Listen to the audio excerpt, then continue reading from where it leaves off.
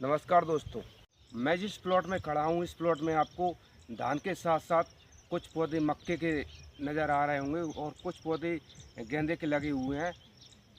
दोस्तों हमने multi layer खेती का प्रैक्टिकल करके देखा है। धान की ज़मीन की जो मेड़े होती हैं उसमें आज इसी विषय पर दोस्तों चर्चा करेंगे। ये वीडियो आपको ज़रूर देखना चाहिए, खासकर उन किसान भाइयों को जो धान की खेती करते हैं। तो दोस्तों मल्टी लेयर का मतलब होता है एक ही खेत में एक ही समय में एक फसल के साथ 2 या 3 फसल एक साथ लेना, मतलब कम लागत में अधिक उत्पादन। तो दोस्तों हमको सबसे ज़रूरी ये देखना था कि धान में जो फंगस अटैक और विभिन्न प्रकार के कीटों का प्रकोप पड़ता है तो गेंदा के पौधे और मक्का के पौधों पर इसका असर कितना देखने को मिलता है। लेकिन अभी तक का जो डेटा सामने निकल कर आया है उससे एक बात तो बिल्कुल कंफर्म हो चुकी है कि आप इस प्रैक्टिकल को एक लंबे पैमाने पे आसानी से कर सकते हैं। क्यों कर सकते हैं?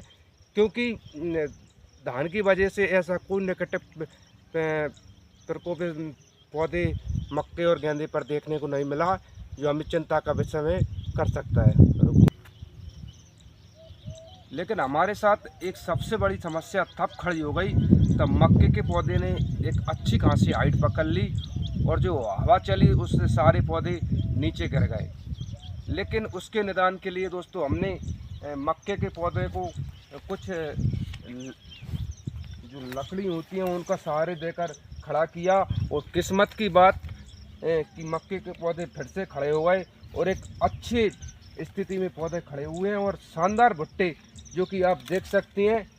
एक ही भुट्टे में से 3 या 4 भुट्टे निकले हुए हैं। आप 10-12 पौधे लगे हुए हैं, हर पौधे में आप देख सकते हैं 3 और 4 भुट्टे लगे हुए हैं।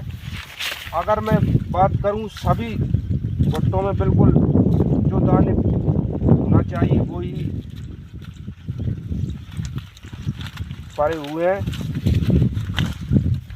इसमें अभी दाने की तैयारी चल रही है। बाकी आप देख सकते हैं सभी में बिल्कुल भरपूर मात्रा में दाने पड़े हुए हैं, जो कि एक अच्छी बात है क्योंकि इस प्रैक्टिकल को आगे आप एक अच्छे पैमाने पर कर सकते हैं अगर आप धान की खेती करते हैं जो ज़मीन मेड़ खाली रही रहती हैं उन।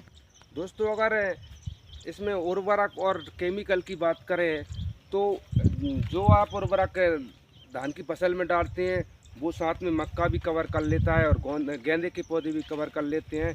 जो केमिकल आप चाहे फंगीसाइड में हो या इंसेक्टिसाइड में हो वो केमिकल आप इन पौधे और गेंदे के पौधे भी कर सकते हैं।